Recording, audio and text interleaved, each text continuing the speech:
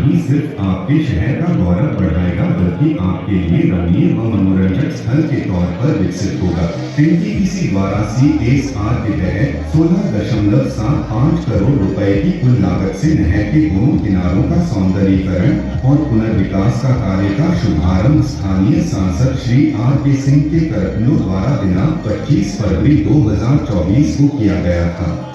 नहर के किनारों पर नई रेलिंग गार्ड लगाने का निर्माण, जल निकासी की उन्नत व्यवस्था, पौधों को पानी देने की व्यवस्था, बाढ़ के किनारे से लेकर बर्न स्तर तक ढलान पर घास कर बिछाना, कुल 7 मीटर के ढलान से पेवर ब्लॉक युक्त 3 मीटर वॉकवे का निर्माण, नहर के दोनों किनारों लगभग 2 किलोमीटर पर ढलान एवं वॉकवे के दोनों तरफ फूलबारी एवं हरियाली विकसित करना, कुछ चिन्हित स्थानों पर छठ व्रतियों के लिए छठ घाट का निर्माण, बैठने हेतु कास्ट आयरन के सजावटी बेंचों का प्रावधान, हाई मास्ट सहित सजावटी एवं पाथवे लाइट आदि की व्यवस्था। आरा शहर के मुख्य द्वार यानी भरहरा नहर के सड़क के दोनों किनारों पर सौंदर्यीकरण कार्य किया जाएगा, जिसका सौंदर्य सिर्फ आरा ही नहीं बल्कि पूरे बिहार के मानचित्र पर एक अनोखा पहचान बनाएगा। तैयार किए गए और इन डिजाइनों को 23 सितंबर 2023 को नगर वासियों से विचार विमर्श करके चुना गया। करीब 1 करोड़ 5 लाख रुपए के खर्च से बन रहा ये घंटाघर आधुनिकता एवं सौंदर्य का प्रतीक होगा। 4 मंजिला घंटाघर में तमाम खूबियां हैं, जैसे सीढ़ियां इसके अंदर से हर तल तक जाती हैं। इसके अलावा हर तल पर बालकनी की भी व्यवस्था की गई है। घंटाघर के निर्माण को कुछ इस तरह से डिजाइन किया गया है ताकि इसके बीचों बीच प्राचीन कुएं को भी संरक्षित किया जा सके। आरा के सौंदर्यीकरण के साथ ही ये प्रोजेक्ट पूरे बिहार में एक अलग पहचान बनाएगा। शहर के बड़े मैदान में एक है जो लगभग 27 एकड़ में फैला हुआ है। 2022 के अवलोकन के अनुसार रमना मैदान में जल जमाव की भयंकर समस्या देखी गई थी। मैदान की चारदीवारी भी जर्जर हो चुकी थी। मैदान मूल रूप से क्रिकेट खेलने के लिए उपयोग में था।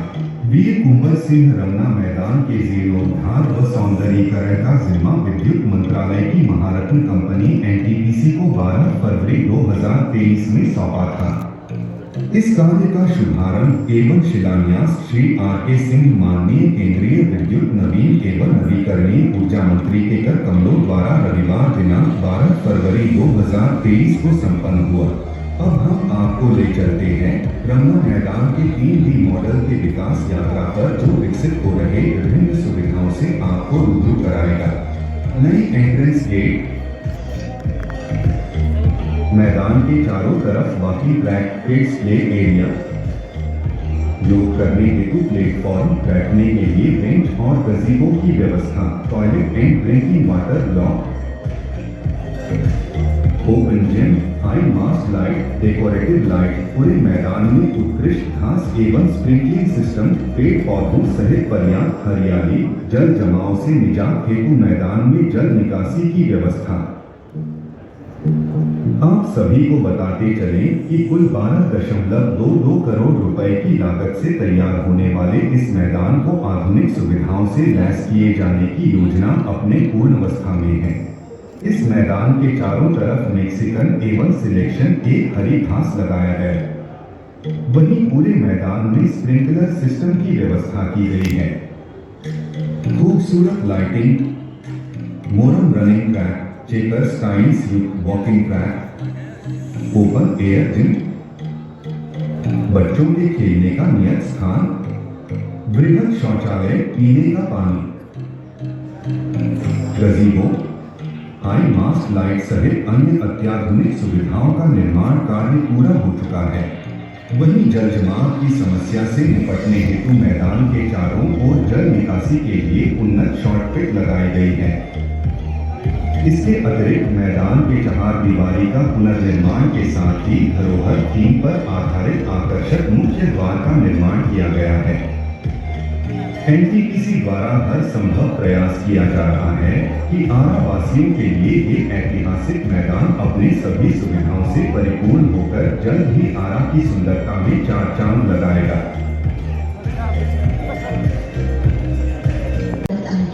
एवं यह भवन आधुनिक सुविधाओं से लैस होगा। इसमें साउंड की व्यवस्था उच्चतम दर्जे की बनाई जाएगी। इस भवन का निर्माण पावर ग्रिड द्वारा काफी तेजी गति से किया जा रहा है एवं यह भवन जून 2024 तक बनकर तैयार होगा। 137 योजनाओं का शिलान्यास और लोकार्पण किया। ये वैसे गांव हैं जहां पहले हम योजना नहीं दे पाए। कुछ मामलों में जहां बड़ा गांव था और एक ही योजना दिए, वहां पर और योजना दे रहे। तो जो हमने कहा था वो पूरा करेंगे। हमारा कोई गांव छूटेगा नहीं, भले वो वोट किया हो, नहीं किया हो, कम किया हो, बेसी किया हो, हमारे यहाँ भेदभाव नहीं होता है, न होगा।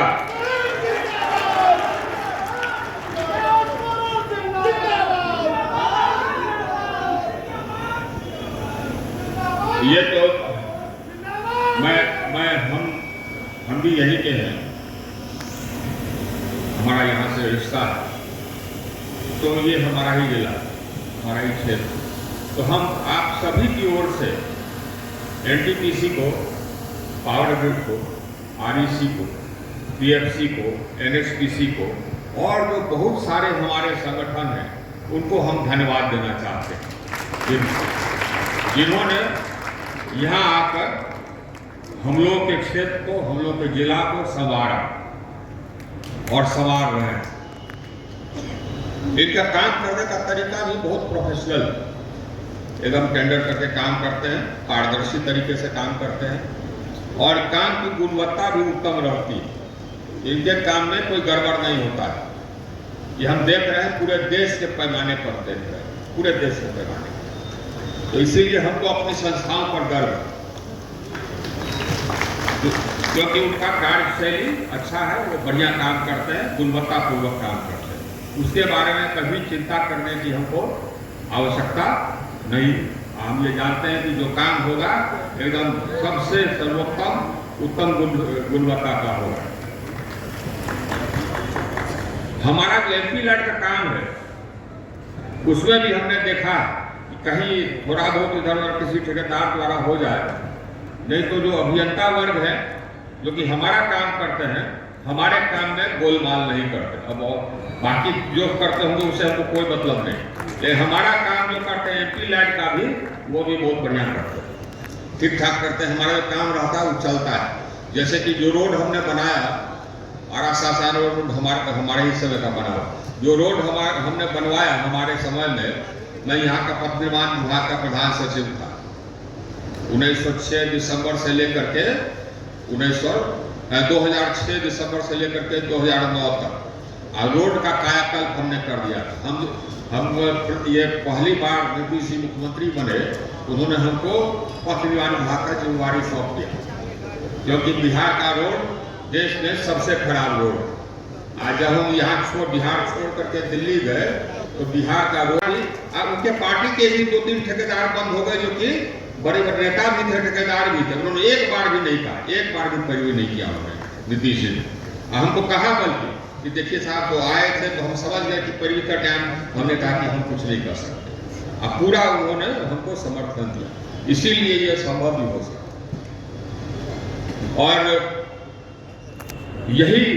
यही बात फिर हमने आपका यह सबूत, यही हमने देश भर में कर दिया।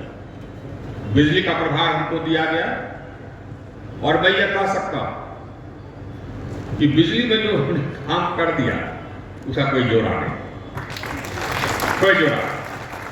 हमने